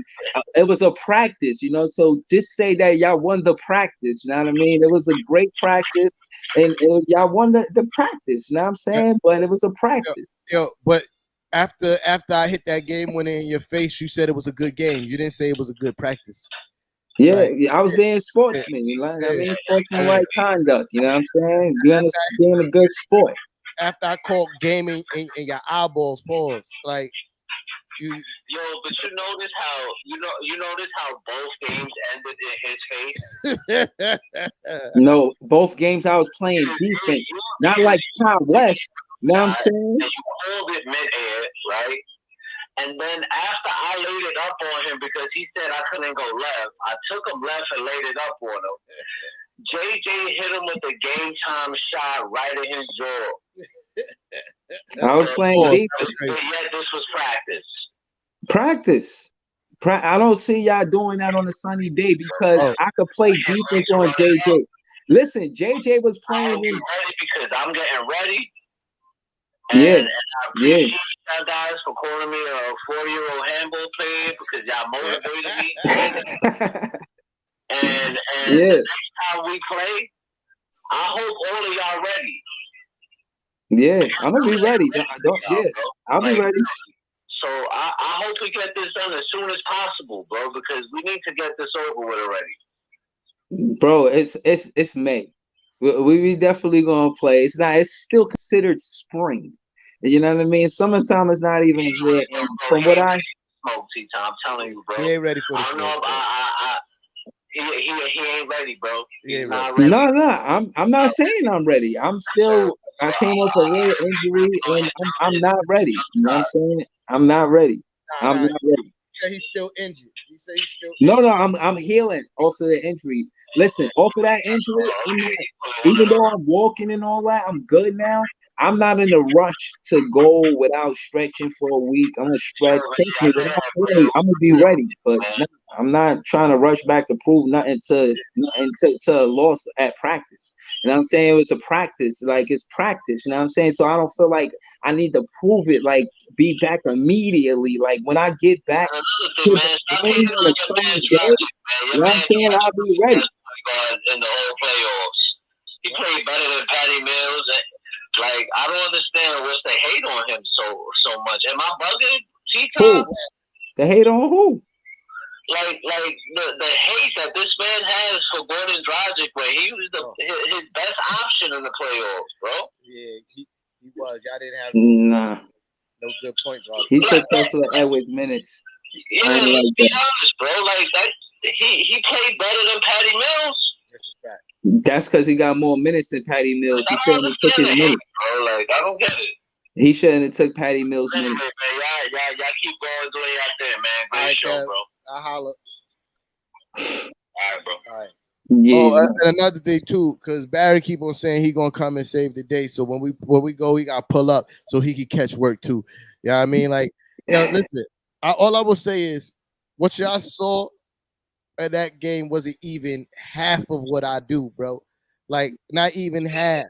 You feel me? Like, not even. It won't be half. to me. I just don't think it's gonna happen to me. Like on a sunny day. I forgot to mention too. And I mentioned you running away from. I forgot to mention you running away from the smoke. You was not trying to guard me. You before the game was like, yo, I'm guarding Kev. That was tight. Like I wasn't putting Kev in a post with Ty West. You know what I'm saying? And Ty West like Ty West was like, yo, he's like, yo, I'm gonna guard Kev. He's like, why you guarding Kev for?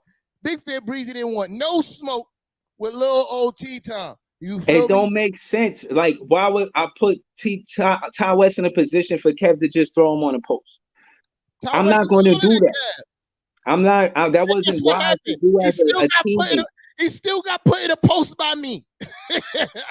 But again, I never played basketball with Ty West before, so the way Ty West was talking like he gonna be the leader of the, you know what I'm saying? When it's like us as a team, like he gonna make sure he hold it down. And I'm not gonna throw you under the bus like you did me the other day, Ty West. But what I will say is that for you to give me such criticism and ridicule about how I don't know basketball, and if you had another teammate, y'all would have won the game. I feel like Ty West owe me an apology or one-on-one, or if you don't apologize before the game, I'm gonna make you apologize after the game just for talking spicy about Big Fan Breezy. Now that being said, listen. When it come down to it, y'all was scoring most of the points on Ty West, you know what I'm saying? I ain't not to say it like that. These are just the facts, you know what I mean? So, yeah, you see the points y'all scored on me, but like I said, I was playing defense like getting like, oh, it's 6-1. I'm like, oh, all right, like game 11 when it's 6-1. What it is. Y'all won the practice, and I'm enthusiastic about this next game as well. But I'm not playing no Knick fan until I play Ty West. He shouldn't have said what he said. And and y'all talk about a 5-on-5. If you like something, hit that like button. If you think y'all could get to a 5-on-5 game with the Knicks fans and the Nets fans, pull up, let us know. And honestly, I want to make this an annual thing. I want to say this before we go. I want to make this an annual thing where we, you know what I mean, have a situation where we all pull up and have fun and play basketball. I don't want to jinx it, but I threw it out there. I'm working on something for August. It's going to be an event. I think if we want to link up and play basketball before then, I'm with the shit. You feel me? But in August is going to be the official. You feel me? Yeah. You know what I mean, I'm trying to do it big. You feel me? So, yeah. So stay tuned, man. Stay tuned. And I'm just going.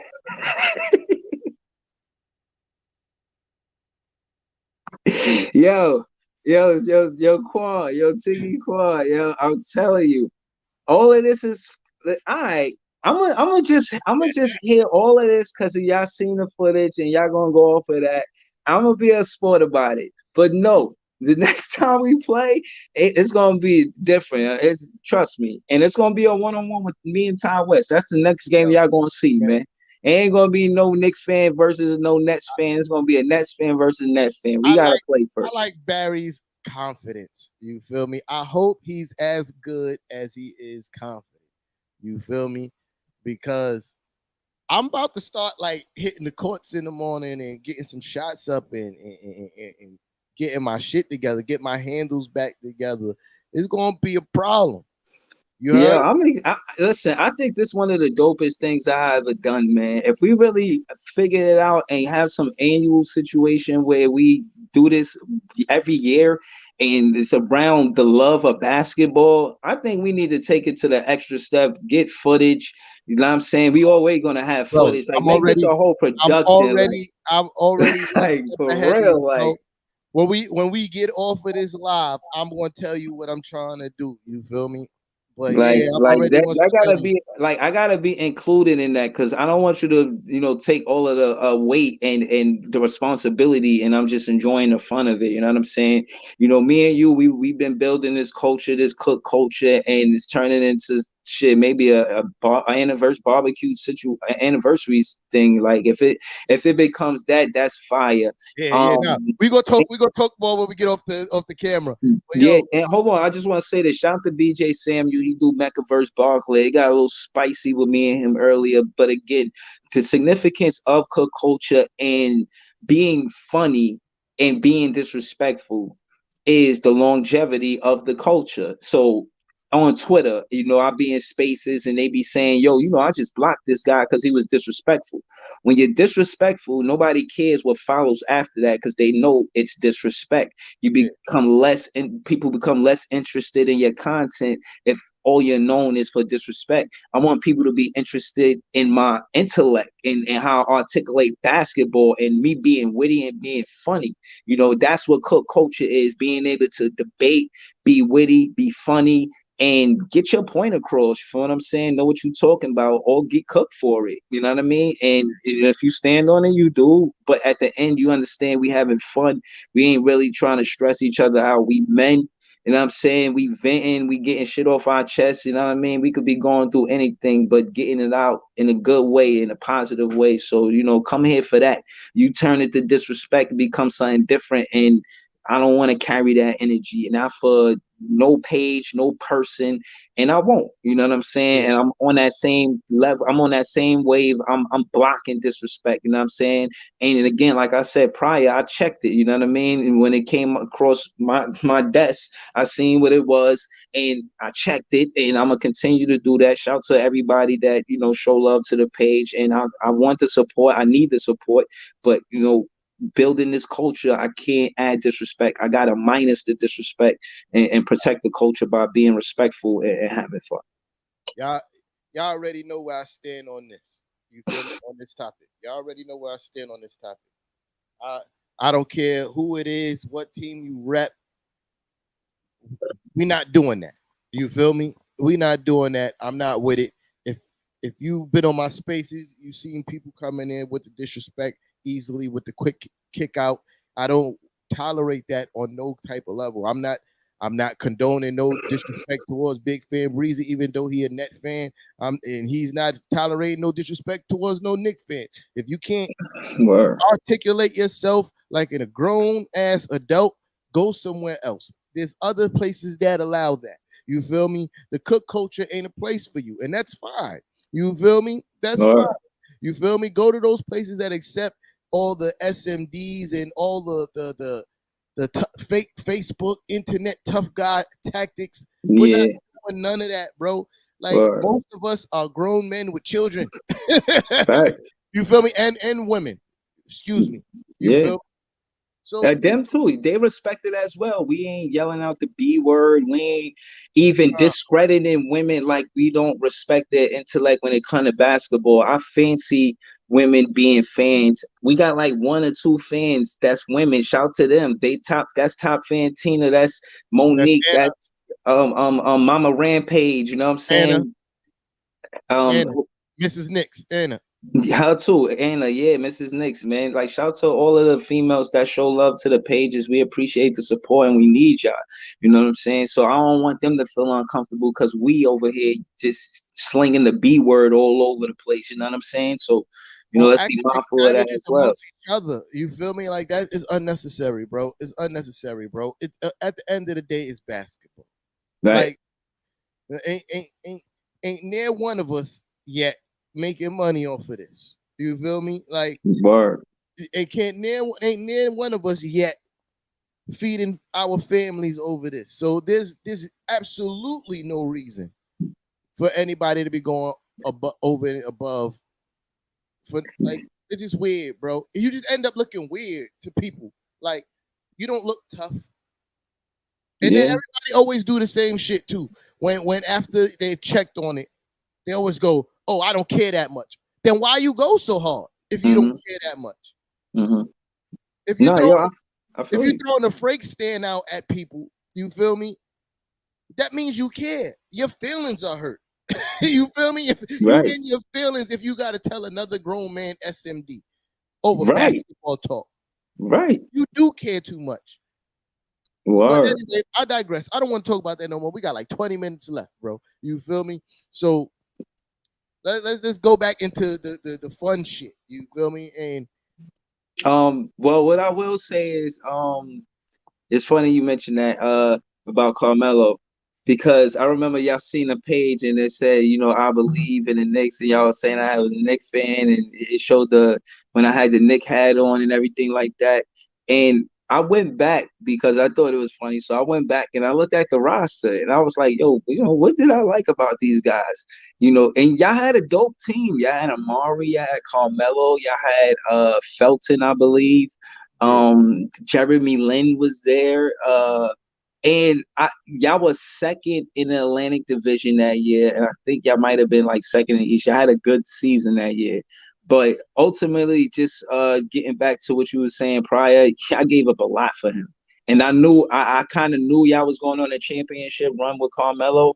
But I remember Gallinari. And I was like, yo, you know, Melo's better than Gallinari. Yeah, but again, I'll parlay this to roles. What Gallinari was doing for his role for the Knicks before Carmelo came with, yeah, Carmelo could do what he does and more, but you could have put more energy into another role, another position on the team. You know what I'm saying? And I only parlay, but go ahead. Yeah, I think Melo and Gallinari wasn't a good fit on the team at the same time because they did the same exact thing. Gallinari was a scorer in his early career. Like he was a bucket. Like you put. But who you think won the trade? I think neither team won the trade. You feel me? Because we gutted the team for Melo. Right. And I think we could have got away with just going straight up for Melo and Gallinari because Melo wanted out of Denver. He said he wasn't going to re-sign with nobody else but the Knicks. So we had like either they going to take Gallinari or lose Melo for nothing in the offseason. I think, I think Dolan didn't really understand, the mind games that were being played by Denver. I think Denver threw out the fact that, Brooklyn won him. The Nets won him.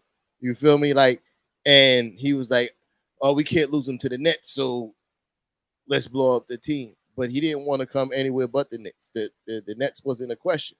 You feel me? Because the Nets didn't have the roster to compete. You feel me? At that time. They wasn't in competition mode at that time. Like the Knicks had the roster that was suited. Like Donnie Walsh built that roster literally to fit Carmelo Anthony. You feel me? And James Dolan overstepped him, broke up the roster, and that's why Donnie Walsh left.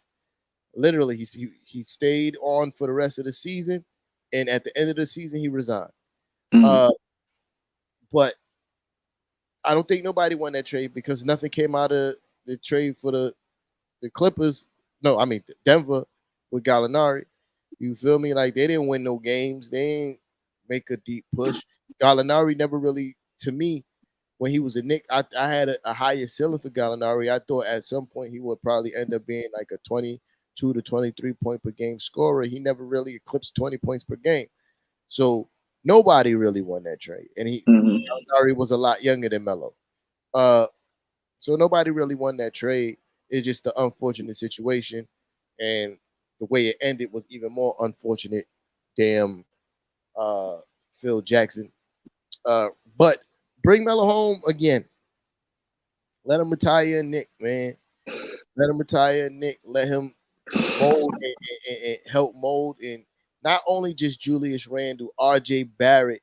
You feel me? Like those guys need that extra, the media gonna do this. This how you gotta handle it. You feel me? Like this is how you gotta get your teammates involved. Because I just seen an interview with Melo talk about how he dealt with the situation. You know, he knew what it was going to be, and he was like, "Yo, sometimes it was the media, it was the organization. We was banded. We had to band together against everybody, him and his teammates.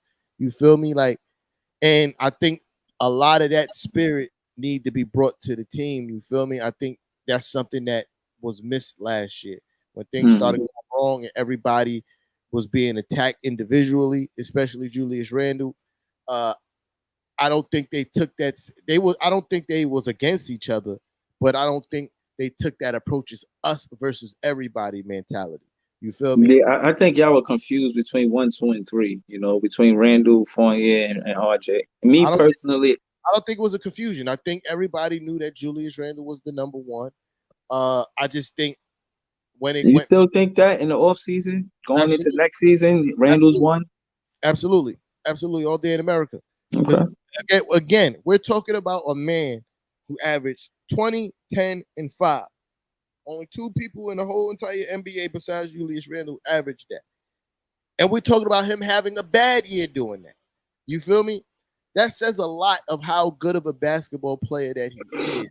That we're talking about a man that averaged 20, 10, and 5 is having a bad year, which is absolutely was a bad year for him. But that just speaks to his talent level because there's players in the NBA that will literally kill somebody for that stat line. You feel me? Literally kill somebody. So until RJ Barrett can prove that he can carry what he did at the end of the season throughout an entire season, Julius Randle is still the man on the team because No, I hear that. he still get all the attention even when he's not. I've never seen any team, and RJ Barrett's my guy. You feel me? You know, I think he's star J Barrett. I said he's a future superstar. I still believe that, but I've never seen a team literally pack the whole entire paint and their whole game plan is to stop RJ Barrett. I haven't seen it yet. But I see every night that Julius Randle's on the court, that's the whole entire game plan. We're going to stop Julius Randle. We're going to pack the paint. We're going to have 4 guys in the paint when Julius Randle makes his move. You feel me? Nah, I feel that. That's the biggest difference. And that's why I say Julius Randle is still the number one because he's game planned for as the number one because they know that nobody can check him one-on-one. You Right. put somebody on Julius Randle one-on-one, barbecue motherfucking chicken. Right. So again, that's why 2 things I wanted to say. Most times I see it rebuild is a forced one where they just losing games, and sometimes teams tank. So I can't make a point out of that. But what I will say is, we have a great opportunity to play the last draft class. I don't know who we're going to get in this draft class. I think we got 2 first rounders because of Philly, but who knows that we use those draft picks. We maybe trade it away. Again, the Brooklyn Nets full of surprises. I don't know what direction they'll go, but going forward, I would like to see the rookies from last draft class get minutes this season. Us making Bruce Brown a priority, and hopefully Nick Clax work with us and he stays because he would be somebody that would probably be has the longest tenure as a Brooklyn Net, him and Joe Harris. And, you know, all of the players are pretty much different besides Joe Harris. And if we're going to develop chemistry, we got to keep some of the same players around. And Sean Marks spoke to that, so shout out to him. He said we're going to need players that's reliable and available. So I'm enthusiastic. I'm really anxious to see what direction we go going forward with these transactions, and seeing who's going to play for the Brooklyn Nets and you know who's not.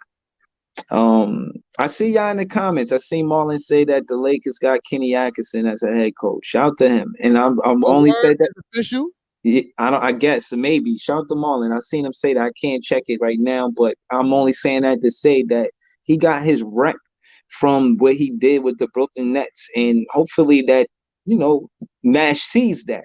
Like, you know, because say what you want about Kenny Atkinson and him moving around after he left the Brooklyn Nets, he's got a good name as far as coaching is concerned, is because of what he did with the Brooklyn Nets. So, you know, I would like to see Nash, you know, get his rep with the Brooklyn Nets as a coach as well, you know. So we'll see. We'll see what happens. And again, man, I appreciate everybody that pulled up. Everybody that, if you like something, hit that like button. Share, share, share. Sharing is caring. Y'all want to talk basketball, man? We ain't ducking no smoke, man. We could probably link up before August, before the big game.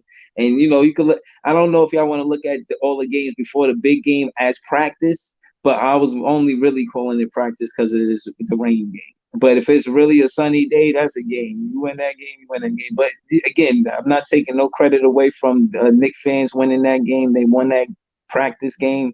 But I think it may be more basketball before August because the way Barry and Ty West and Kev talking, I just don't see them waiting until August. Even T-Time, I don't see these guys waiting until August. I'm fit with the shits, man. Like I had a great time.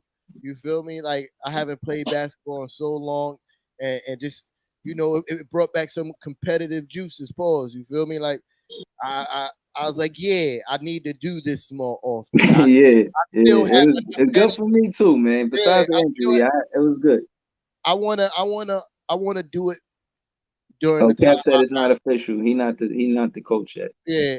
I want to do it while I still have the time and the energy. You feel me?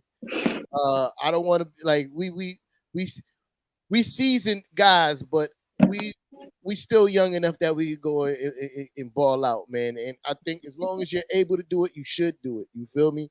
And shout out to Ice Cube. You know what I mean? With the Big 3 tournament, I think that's dope. Yeah, that's a fact. You feel me?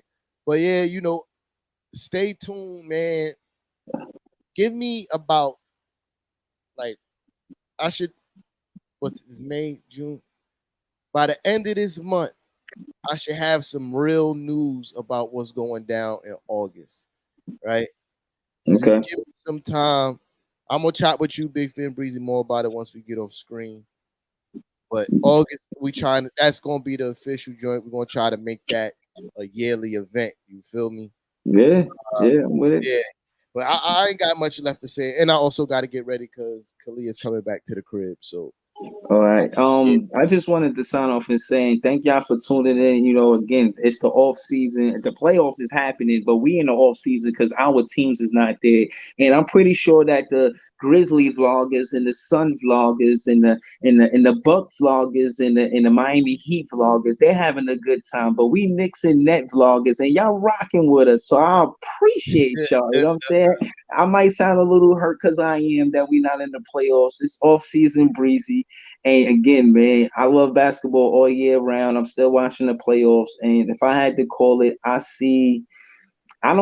think Miami gonna play with a chip on their shoulder because they got swept by the Bucks and last season in the playoffs. And if Middleton don't play, Giannis won't be enough to get past Miami, and I see Miami going to the finals. But if Middleton play, I think the Bucks got a fair chance. But the way Butler playing, I'm gonna go with Miami. I don't want to go back and forth a lot. I'm gonna go with Miami this year. I think they get to the finals, and I think they play. Shit, man. Oh wow, the West is tough, man. I'm gonna say Miami, and I'm gonna say CP3. I don't think he's gonna get it done. You know what I mean? I think that if they were gonna get it done, they would have got it done. I think Dallas sneaks past them because Doncic is that good. And I feel like they're gonna play in that finals and they're gonna lose to the Golden State Warriors. I see Miami and Golden State in the finals. Maybe Memphis. I don't know, man. I could be wrong. I mean, not the Brooklyn Nets, so whatever, But enjoy basketball, man. It's probably a game on right now. It's halftime. Boston is up on Milwaukee by 10. Okay. And Milwaukee? Yeah. Okay. That's not enough for me to be convinced. Giannis already got 20. Giannis already got 21 points. Yeah. Drew Holiday. He's that guy, man. Yeah. He's a great basketball player. So, I got Miami winning it though if Middleton doesn't come back. And I got I don't know. And to be honest, I don't know. Man, I don't know. I don't know, man. It ain't the Brooklyn Nets. I don't know. I'm not putting nothing past run and jump, man. he's the best player in the NBA right now, and I'm not putting nothing past him. He's if I'm not going to even say that if he keep playing like he playing now, like he dropping 40 like every other game, bro. Like, yeah, you feel me? Like, yeah. so I'm not putting nothing past him. That Bucks team is built really well. You know, Drew Holiday, Bobby Portis could go off at any moment. You feel me? Brook Lopez still sometimes here and there gives you a little. That team is built really well. Drew Holiday stepped up since Middleton wasn't there, and Bobby Portis. So, well. And I'm also not putting nothing past that Miami team. You know, Butler's playing with a chip on his shoulder. Yeah, you know, so, I don't see them getting swept by the Bucks again. Like, I don't see that. Yeah, I don't see that neither. But I'm just not going. It's hard to call. You feel me? Yeah, but what I will say is that I think that's part of the reason why Kyle Lowry came, because of that Drew Holiday matchup. Yeah. I will say that, you know, the Warriors is about to get the Grizzlies up out of here tonight, though. Yeah, they don't got Ja Morant. And I think I don't like what Poole did. I think that whipping that they took last game is going to set a fire underneath them, and they're going to come out and do them filthy. I don't like what Poole did to Morant. I seen that. I don't think that was a basketball play. When he grabbed his leg or something like that. Right? I'm gonna go on record and say that, man. I don't like that. I don't like that. Yeah, I think they're gonna get them up out of there. I think the Suns looking like they're about to drop the bag. Luka is a bad man. He's a bad man, bro. It don't make no sense how nice Luka is. Like, but anyway, it look like they're about to drop the bag. I hope they don't, because I really do want to see CP3 get a ring. But it's not looking good. You feel me? But yeah, my predictions for finals more like Golden State and Milwaukee. I got Golden State and Milwaukee. You know, I think the Heat Milwaukee series gonna go to 7 though. Yeah, that's gonna be. I want to see that because they still gotta win tonight. Like, Milwaukee still gotta win tonight. Like, like if they go to 7, I don't like Milwaukee's chances, bro. They gotta go to TD Garden to win a game 7. Right, and Drew Holiday did pick up a lot of Middleton weight, but you could see dry spots with the Bucks sometime and see where they missed Middleton. And he was like a strong number 2 behind Giannis. And they're playing well without him. Like, they getting squeakers, and it because Holiday's playing great defense, you know what I'm saying? On the defensive player of the year. So shout to him. I'm interested to see how this turns out. I want to watch that second half. Somebody else. Right now, I'm just gonna say this and we out of here. Holiday is the only other person in double figures right now outside of Giannis, and somebody else got to help. It's 21 for Giannis, 12 for Drew, 6 for Lopez, 2 for Matthews, and 2 for Connaughton. They missed Middleton. They missed Middleton. Somebody else got to get some buckets. Yeah, they missed Middleton, man. You feel me? But we out of here, man. I appreciate everybody for the pull up. I holla. Yeah. Thank y'all for tuning in, man. Peace.